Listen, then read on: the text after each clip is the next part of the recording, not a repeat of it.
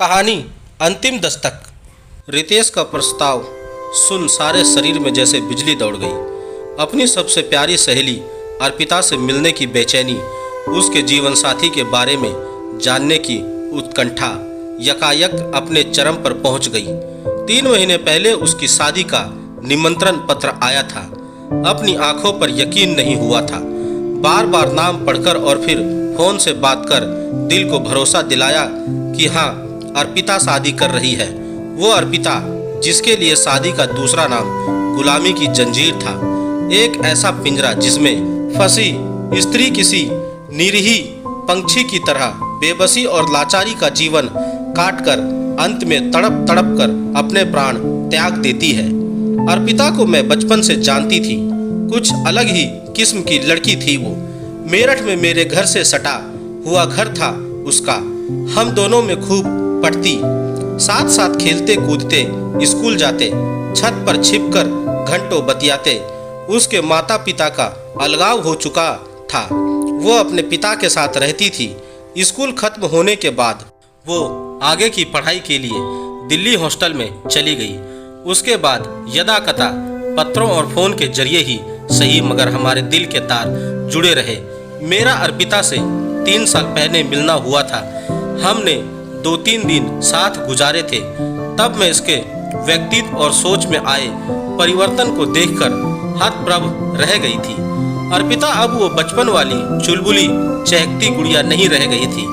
उसकी जगह एक ऐसी आधुनिका ने ले ली थी जिसके लड़कों से तेवर और रंग ढंग थे।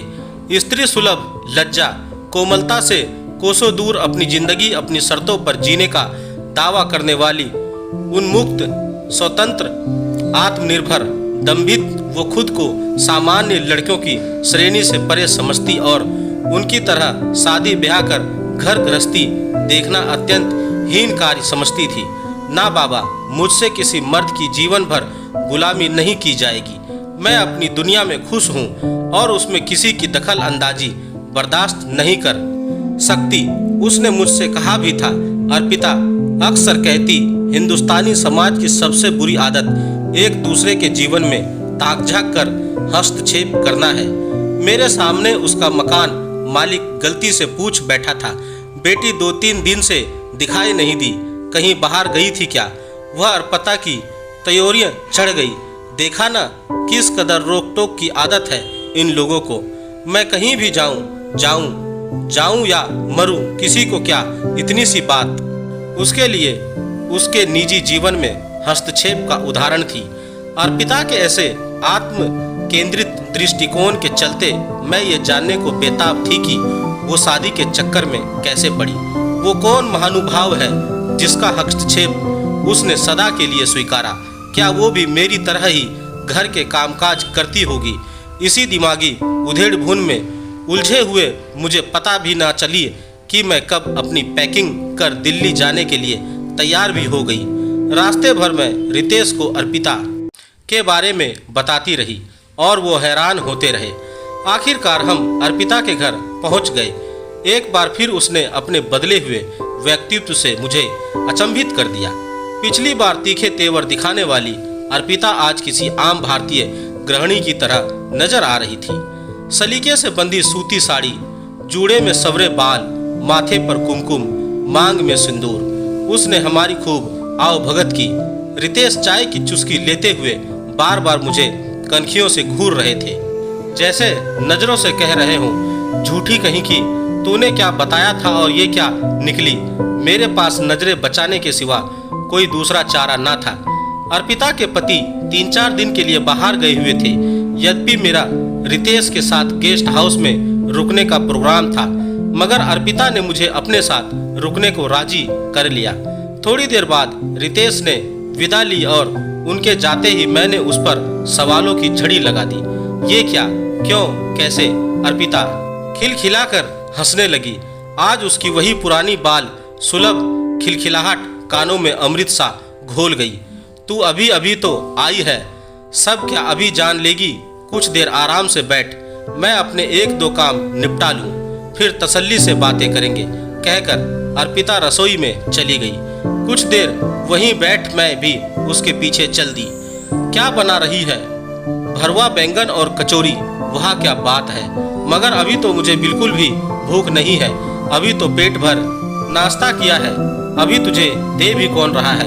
ये तो मैं अपनी पड़ोसन संध्या के लिए बना रही हूँ। वो माँ बनने वाली है, तीसरा महीना चल रहा है। आजकल उसका चटपटा खाने को बड़ा मन करता है, मगर मॉर्निंग सिकनेस की वजह से रसोई में जा भी नहीं सकती। कल बातों बातों में यूं ही कह रही थी कि भरवा बैंगन और कचौड़ी खाने का बड़ा मन हो रहा है। सोचा आज उसे सरप्राइज देकर खिलाऊं। मुझे एक और झटका लगा। पड़ोसियों के हालचाल पूछने तक को बुरा समझने वाली लड़की आज अपनी पड़ोसन को सरप्राइज देकर कुछ खिलाना चाहती है। यकीन नहीं हुआ। मैंने उसके माथे पर हाथ रख तबीयत देखने का अभिनय किया। चल हट, मैं अब बदल गई हूँ। वो तो मैं देख ही रही हूँ, मगर कैसे ये समझ नहीं आ रहा। वो सब बात में बताऊंगी। पहले जरा संध्या को खाना दे आऊं। अर्पिता खाना लेकर चली गई। थोड़ी देर बाद वापस आने पर उसके चेहरे पर खुशी और संतोष के भाव झलक रहे थे। लगता है तेरी पड़ोसन को भरवा बैंगन और कचौड़ी पसंद आ गए। हाँ, वो इतनी खुश हुई कि क्या बताऊं। मेरा पेट तो उसका खिला हुआ चेहरा देखकर ही भर गया। सच, दूसरों के लिए कुछ अच्छा कर उन्हें खुशी देने में कितना सुख है, ये मैंने बहुत देर में सीखा। कहते हुए अर्पिता की आंखों में एक अजीब सा सूनापन छा गया। वो शून्यों में ताकने लगी, जैसे अतीत की किसी चौखट को छूने चली गई हो। कुछ पल वहीं ठहर कर वापस वर्तमान में आई और बोली, तू कुछ अपनी सुना। घर में सब कैसे हैं? देख, मेरे सब्र का और इम्तिहान मत ले। मतलब? अर्पिता ने मुस्कुराकर पूछा। मतलब ये कि मुझे तेरी पर्सनल डायरी का एक एक पन्ना पढ़ना है। जब हम इससे पहले मिले थे तो तू बिल्कुल भी ऐसी नहीं थी। उसके बाद तेरे जीवन में ऐसा क्या हुआ जिसने तुझे इतना बदल दिया? बताती हूँ।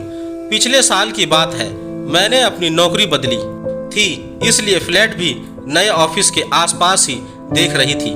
बड़ी मुश्किल से एक जगह घर मिला। वहाँ अधिकतर मध्यम वर्गीय और निम्न मध्यम वर्गीय लोग रहते थे। हर एक को हर दूसरे की एक एक बात का पता रहता। कौन कहाँ जा रहा है, कब आ रहा है, कौन बीमार है। तू तो जानती ही है मुझे इन सब बातों से कितनी चिढ़ थी। इसलिए मैं शुरू से ही अपने आसपास रहने वालों से कट कर रहा करती। मेरे फ्लोर पर साथ वाले फ्लैट में एक रिटायर वृद्ध दंपति अकेले रहा करते थे। आंटी अक्सर ऑफिस आते जाते हुए टकरा जाती। वो मुझसे बात करने की और मैं उनसे बचने की हर संभव कोशिश करती। एक बार मुझे तेज बुखार हुआ था। मेरे फ्लैट के बाहर पड़े दूध के पैकेटों और अखबारों से शायद उन्हें अंदाजा हो गया कि मेरी तबीयत खराब है और मेरी ऐसी स्थिति भी नहीं है कि बाहर जाकर दूध ही ले सकूं। तब हफ्ते भर तक उन्होंने मेरा एक माँ की तरह ध्यान रखा। मैं ठीक हो गई, मगर फिर भी उन्हें जब भी मौका मिलता वो मेरे लिए कुछ न कुछ बनाकर लाती और पास बैठ बतियाने लगती। उनका व्यवहार आत्मीयता से भरा था। उनका मुझे बेटी कहकर पुकारना मुझे भी अच्छा लगने लगा था। मगर फिर वही सवाल, वही नसीहतें, कहाँ काम करती हो, क्या काम करती हो, घरवाले कहाँ हैं, शादी नहीं करती, लड़कियों का यूं अकेले रहना ठीक नहीं। बस मुझे उनसे झल्लाहट होने लगी। मैं उन्हें अनदेखा करने लगी। घर आती तो स्पाई हॉल से देखकर 4 में से 3 बार दरवाजा ही ना खोलती। एक दिन रविवार था। मैं सुबह आराम से बैठी अखबार पढ़ रही थी। तभी दरवाजे पर दस्तक होने लगी। मैं समझ गई कि आंटी ही होगी और सुबह सुबह कौन उनके साथ अपना वक्त बर्बाद करे, सोचकर मैंने दरवाजा नहीं खोला। कुछ देर दस्तक दे वो चली गई और मैं भी इस बात को भूल गई। शाम को मैं कहीं बाहर जा रही थी। तभी हमारी बिल्डिंग के वॉचमैन ने मुझे देखकर पूछा, मैडम, वो आपके साथ वाले फ्लैट के साहब के क्या हाल है? क्यों, क्या हुआ है उन्हें? मैंने घबरा कर पूछा। अरे आपको नहीं पता, सुबह उन्हें हार्ट अटैक आया था। बड़ी बुरी हालत में हॉस्पिटल गए थे। मछली के तरह तड़प रहे थे। लगता था जैसे अंतिम सांसें ले रहे हों। पता नहीं बचे भी हैं या नहीं। मुझे लगा आप तो पड़ोस में रहती हैं, शायद आपको पता हो। सुनकर मेरे पैरों तले जमीन खिसक गई। ओह, शायद आंटी उस वक्त मेरी मदद लेने, और मैंने दरवाजा भी नहीं खोला। अपने स्वार्थी कृत्य पर मेरी अंतरात्मा मुझे धिक्कारने लगी। इधर उधर पूछताछ कर बड़ी मुश्किल से उनके हॉस्पिटल का पता चला। मैं वहां भागी भागी पहुंची तो देखा अंकल का देहांत हो चुका था। आंटी एकदम अकेली असहाय सी अंकल के पार्थिव शरीर के पास बैठी थी।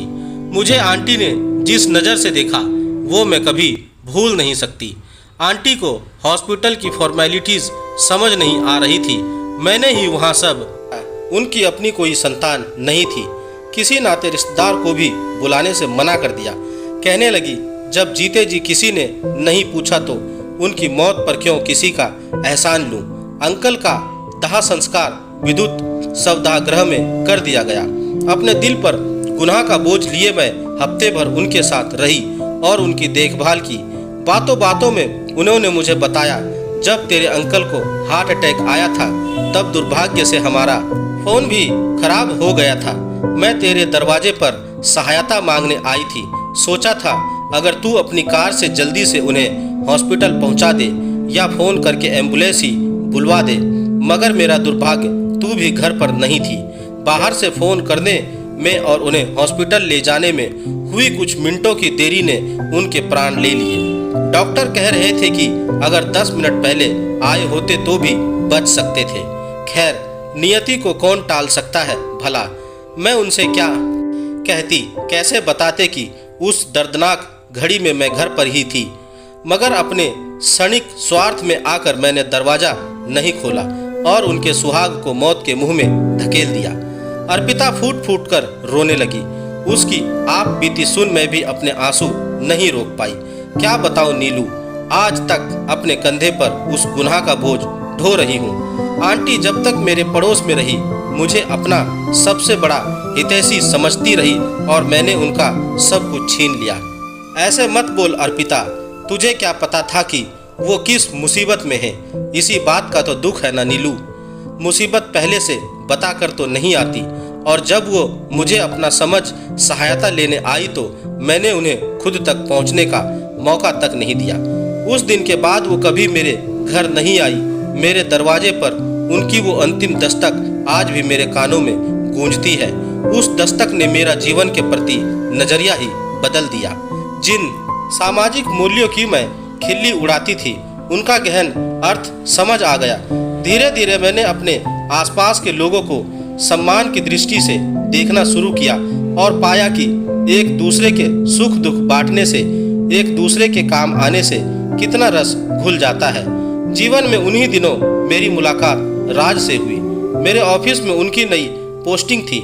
वो शक्ल सूरत रंग ढंग से साधारण थे, मगर उनके ऊंचे विचार और सहायता जैसे गुणों ने मुझे बेहद प्रभावित किया। हम करीब आए और फिर हमने शादी कर ली। आज मैं अपनी गृहस्थी और अपने समाज में बेहद सुखी हूँ, मगर आंटी की उस अंतिम दस्तक की फांस दिल में कुछ ऐसी चुभी है कि निकालने नहीं निकलती। मैंने अर्पिता के हाथों को थाम लिया। ये 3-4 दिन कैसे निकले पता ही नहीं चला। हमने जी भर कर बातें की, अपने खट्टे मीठे अनुभव बांटे, मगर अर्पिता के दिल में चुभी वो फांस मैं भी नहीं निकाल पाई। दोस्तों, आपको मेरी यह कहानी कैसी लगी आप मुझे मेरे कमेंट्स बॉक्स में जाकर मुझे बता सकते हैं। और अगर आप मेरे चैनल पर नए हैं तो मेरे चैनल को सब्सक्राइब जरूर करें और बेल आइकन का बटन भी दबा दें। धन्यवाद दोस्तों।